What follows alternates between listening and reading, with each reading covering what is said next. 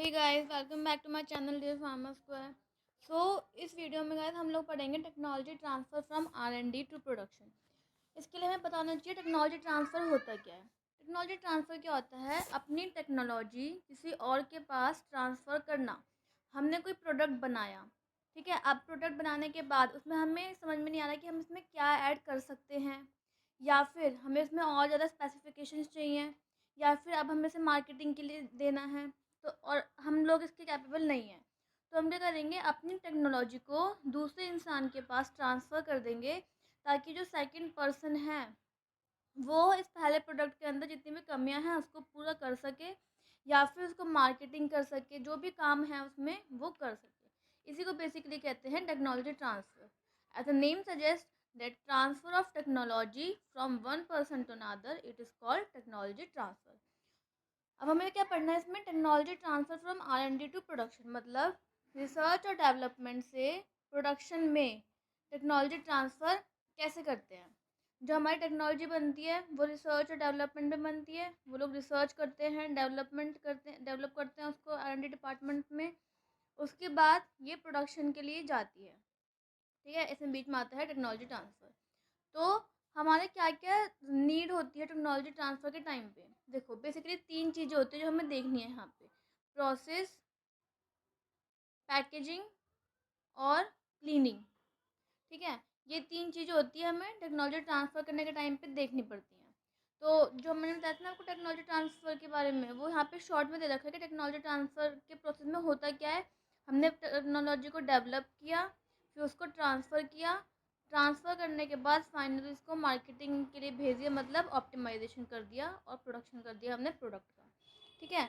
अब क्या होता है हमारा जो टेक्नोलॉजी ट्रांसफ़र डोज़ियर, मतलब टेक्नोलॉजी ट्रांसफ़र हम करते हैं ना जब, उसके लिए हमें प्रॉपर फ़ाइल चाहिए होती है। तो उस फ़ाइल में हमारी फ़ाइल इन टाइप की होती है, जो मैंने यहाँ पे आपको दिखा रखा है। Master card, master packaging card, master formula, standard test procedure. इतना इम्पोर्टेंट नहीं है ये चीज़, फिर भी मैं आपको बहुत सिंपली बता देती हूँ। मास्टर फ़ॉर्मूला कार्ड क्या होता है? ये हमें ड्रग के बारे में जितनी भी इन्फॉर्मेशन होती है सारी इन्फॉर्मेशन देता है। मतलब ड्रग की shelf life, generic name, brand name, strength कितनी है उसकी, ठीक है, नंबर, मैन्युफैक्चरिंग नंबर कौन सा, सब कुछ मास्टर फ़ॉर्मूला कार्ड में आ जाता है। मास्टर पैकेजिंग कार्ड में क्या आता है? जो हमने ड्रग को जिस चीज़ में पैक किया है ना, जिस चीज़ से पैक किया है, उसके पैकेजिंग के बारे में सारी इन्फॉर्मेशन, कि हमने पैकेजिंग में कौन सा मटेरियल लिया है, ठीक है, इसकी स्टेबिलिटी कैसी है, उसकी शेल्फ लाइफ कैसी है पैकेजिंग वाले मटेरियल की। वो मास्टर फार्मूला, ये हमारा सारे के सारे जनरल इंस्ट्रक्शन देता है कि हमने जब प्रोडक्ट बनाया था उस टाइम पे एनवायरनमेंट की कंडीशन कैसे थी, ठीक है, कौन कौन से इंस्ट्रक्शन इंपॉर्टेंट होते हैं ड्रग बनाने के लिए वो।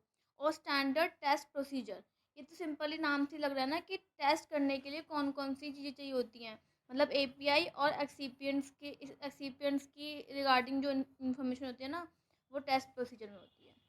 तो मेन चीज़ जो हमारी है, जो मैंने आपको पहली वीडियो में बताया था, प्रोटोकॉल क्या होता है? सेंडिंग यूनिट और रिसीविंग यूनिट दोनों मिलके एक प्रोटोकॉल बनाती है। मतलब एक क्या बोलते हैं, पहले से ही अपना बना लेती हैं, गाइडलाइंस बना लेती हैं कि हम इनके अकॉर्डिंग अपनी टेक्नोलॉजी ट्रांसफ़र करेंगे, और सारी चीज़ें यही होंगी उस टेक्नोलॉजी ट्रांसफ़र के लिए। तो वो होता है हमारा टेक्नोलॉजी ट्रांसफ़र प्रोटोकॉल। और अगर आपको वीडियो देखनी है, इससे पहले वाली वीडियो मैंने टेक्नोलॉजी ट्रांसफ़र प्रोटोकॉल भी दे रखी है। जो मेन हमें स्टार्ट करना था वो यहाँ से स्टार्ट हो रहा है हमारा process. Technology transfer from R&D to production, मतलब R&D और प्रोडक्शन में से R&D से प्रोडक्शन पे अपनी टेक्नोलॉजी ट्रांसफ़र करने के लिए पहली चीज़ हमें चाहिए होती है प्रोसेस के बारे में सारी इन्फॉर्मेशन देना। प्रोसेस में क्या होता है?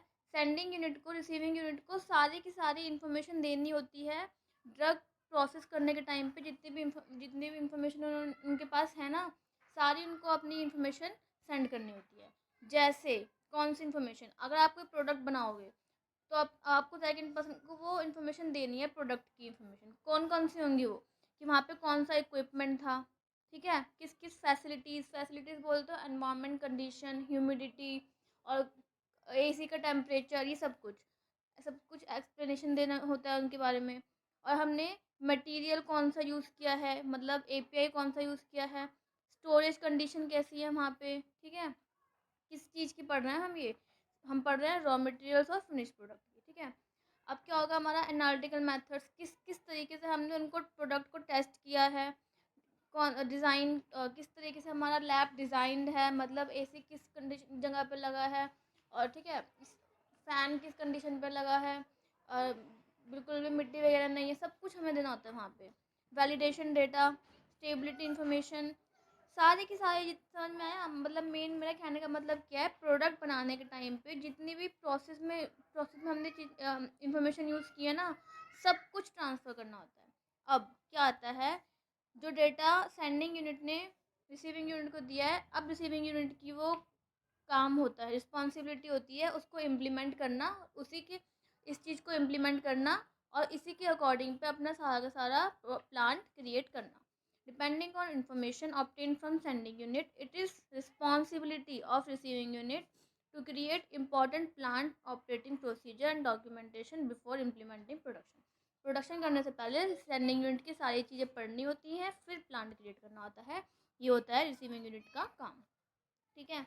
Process development and receiving unit should address the following task, मतलब रिसीविंग यूनिट जो अपना प्रोसेस डेवलप कर रही है, उनको ये सब चीज़ें परफॉर्म करनी होती हैं। कौन कौन सी चीज़ें, मतलब टू कंपेयर, जो स्टेबिलिटी सेंडिंग यूनिट में है और रिसीविंग यूनिट में, सेंडिंग यूनिट में थी और रिसीविंग यूनिट में है, इन दोनों की स्टेबिलिटी को कंपेयर करना होता है, ठीक है। और एक्सप्लेन, ये सारे के सारे मैन्युफैक्चरिंग प्रोसीजर जितना भी है, सेंडिंग यूनिट ने भेजा है मैन्युफैक्चरिंग प्रोसीजर के एक्सप्लेनेशन, वो सारे के सारे अपने पर्सनल, मतलब वहाँ के एम्प्लॉयज़ को समझाना होता है, स्टाफ को, और ऐसे करके स्टेबिलिटी इंफॉर्मेशन को मतलब पता लगाना होता है सेंडिंग यूनिट ने क्या क्या भेजा है, मतलब सब कुछ पता लगाना होता है सेंडिंग यूनिट ने क्या क्या चीज़ें भेजी हैं। Determine important phases of manufacturing, कि मतलब क्या क्या चीज़ें होल्ड पे थी, एंड पॉइंट क्या क्या है, सैम्पलिंग टेक्निक, सब कुछ अपने एम्प्लॉयज़ को बताना होता है और उन चीज़ों को इम्प्लीमेंट करना होता है। 3 चीज़ें पढ़ी थी ना हमने, एक तो पढ़ा था हमने प्रोसेस, सेकंड पढ़ा था हमने पैकेजिंग, एक हमने पढ़ा था क्लीनिंग। अब हम पढ़ेंगे पैकेजिंग। पैकेजिंग में क्या है कि मतलब जो हमने रॉ मटेरियल बनाया था, ठीक है, उस उसको बनाने के बाद कौन सी चीज़, कौन सा मटेरियल लिया उसको पैक करने के लिए। आप लोग मेडिसिन देखते हो, वो इस तरीके से होती है ना, इस तरीके से, ये मेडिसिन और इतना बड़ा पैकेजिंग मटेरियल, ये पूरा का पूरा। तो किस तरीके का मटेरियल यूज़ किया है, उसकी इन्फॉर्मेशन सेंडिंग यूनिट को, रिसीविंग यूनिट को देनी पड़ती है प्रॉपर डोजियर में, मतलब फाइल में, ठीक है। तो यही चीज़ है यहाँ पे सेंडिंग यूनिट, जो भी कुछ है, ठीक है। Proper information of container and closure system, जो मैंने आपको बताया, अगर हम लिक्विड डोजेज फॉर्म बना रहे हैं तो कंटेनर के बारे में, क्लोजर सिस्टम के बारे में प्रॉपर इन्फॉर्मेशन, की वो किस कंडीशन में बना है, उसकी स्टेबिलिटी कितनी है, उसको हम कितने कंडीशन पे स्टोर, कितने टेम्परेचर पे स्टोर कर सकते हैं, सब कुछ A to Z इन्फॉर्मेशन देनी होती है। एनी इम्पॉर्टेंट सप्लीमेंट्री डेटा, कि पैकेजिंग के टाइम पे हमें मेन क्या क्या चीज़ें ध्यान रखनी है, मतलब कि जैसे कि हल्की सी भी ह्यूमिडिटी ना हो, इस मटेरियल में ह्यूमिडिटी होती है मटेरियल ख़राब हो जाएगा। तो सप्लीमेंट्री इन्फॉर्मेशन आई ना, ये कि सप्लीमेंट्री डाटा सारा का सारा देना होता है पैकेजिंग के लिए, डिज़ाइन के लिए, लेबलिंग के लिए, जितनी भी इंफॉर्मेशन है वो देनी पड़ती है। एनी टैम्पर प्रूफ, मतलब हमने मटेरियल जो बनाया है, अब वो मटेरियल ऐसा है कि वाटर के कॉन्टेक्ट में आते ही बेकार हो जाएगा, तो हमें टैम्पर प्रूफ, मतलब कि टैम्पर प्रूफ जितनी भी हमने चीज़ें वहाँ पे लगाई हैं उसकी इन्फॉर्मेशन देनी पड़ती है। या या फिर कि चलो ये चीज़ इन्फॉर्मेशन हमें देनी पड़ती है। Specification should be given for drawing, अब क्या है, drawing, packaging and material for quality control, testing and packaging, मतलब कि सारे के सारे ड्राइंग जो मतलब कि प्रोडक्ट पे है, आर्ट वर्क जो किया है, उसकी स्पेसिफिकेशन देनी पड़ती है कि हमने प्रोडक्ट के लिए ही सारा का सारा वो काम किया है, ये जो ड्राइंग वहाँ पे हैं वो अननेसेसरी नहीं है, वो नेसेसरी हैं, सब कुछ देना पड़ता है। और पैकेजिंग तो आपको है ही, बहुत इंपॉर्टेंट चीज़ होती है, तो वही यहाँ पे लिखा है, packaging is considered appropriate if it offers sufficient protection, safety and compatibility and performance। Packaging तभी अच्छी कहलाएगी जब वो प्रॉपर सेफ्टी देगी प्रोडक्ट को, प्रोटेक्शन देगी, और अच्छी परफॉर्मेंस देगी प्रोडक्ट को, ठीक है। अब हमें क्या पढ़ना है, क्लीनिंग। क्लीनिंग क्या होगा, प्रोडक्ट बनाओ लेकिन अच्छी कंडीशन में बनाओ, तो वही है। टू रिड्यूस, अब क्या होता है कंटामिनेशन, मतलब कि गंदगी से बचाने के लिए और एनवायरनमेंट के इफेक्ट से बचाने के लिए क्लीनिंग प्रोसेस तो हर जगह इम्पोर्टेंट होता ही होता है। ये हम थर्ड स्टेप पढ़ रहे हैं R&D से प्रोडक्शन पे प्रोडक्ट को देने के लिए। थर्ड स्टेप होता है क्लीनिंग। तो सेंडिंग यूनिट को रिसीविंग यूनिट को सारी की सारी इन्फॉर्मेशन देनी पड़ती है क्लीनिंग के लिए।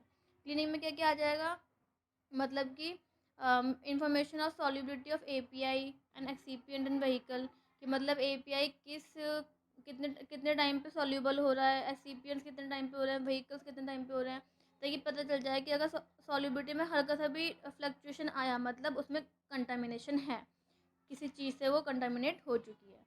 Minimum therapeutic dose of API, ताकि ज़्यादा डोज ना डल पाए API की। Toxicology and therapeutic assessment, existing cleaning procedure, ताकि सारा का सारा हमें पता चल जाए कि हाँ क्लीनिंग प्रोसीजर ये सारे थे सेंडिंग यूनिट में और इसी के अकॉर्डिंग हमें काम करना है। क्लीनिंग वैलिडेशन रिपोर्ट, ये तो मतलब सारा का सारा वही आ गया ना, क्लीनिंग की रिपोर्ट देनी पड़ती है सेंडिंग यूनिट को, रिसीविंग यूनिट को। इंफॉर्मेशन क्लीनिंग एजेंट, मतलब कि सेंडिंग यूनिट ने कौन कौन से क्लीनिंग एजेंट यूज़ किए हैं उसकी भी ये भी सारी की सारी इन्फॉर्मेशन देनी पड़ती है ना। अब क्या मेन तो ये चीज़ है ना, डिपेंड ऑन डेटा, जो भी मतलब यार ये क्या हो गया, एक मिनट, डिपेंडिंग ऑन डाटा, जितना भी डेटा मिला है सेंडिंग यूनिट से रिसीविंग यूनिट को, रिसीविंग यूनिट उसको इम्प्लीमेंट करेगा, अपने प्लांट में काम लाएगा। Depending on data given by sending unit, receiving unit should made all the necessary arrangement for cleaning procedures. ठीक है, तो आप लोगों को ये चीज़ समझ में आई होगी ना। अब हम नेक्स्ट पढ़ेंगे granularity of technology transfer process. देखो इसी वीडियो में, चलो हम नेक्स्ट वीडियो में पढ़ेंगे ये चीज़। मैं सोची इसमें कंप्लीट कर देती हूँ, लेकिन चलो नेक्स्ट वीडियो में ये चीज़ हमें पढ़ेंगे। Thank you very much. अगर आप लोगों को नोट्स चाहिए तो इंस्टाग्राम का चैनल फॉलो कीजिए मेरा, मैंने आपको डिस्क्रिप्शन में इसके बारे में सारी इन्फॉर्मेशन दे रखी है। So guys, thank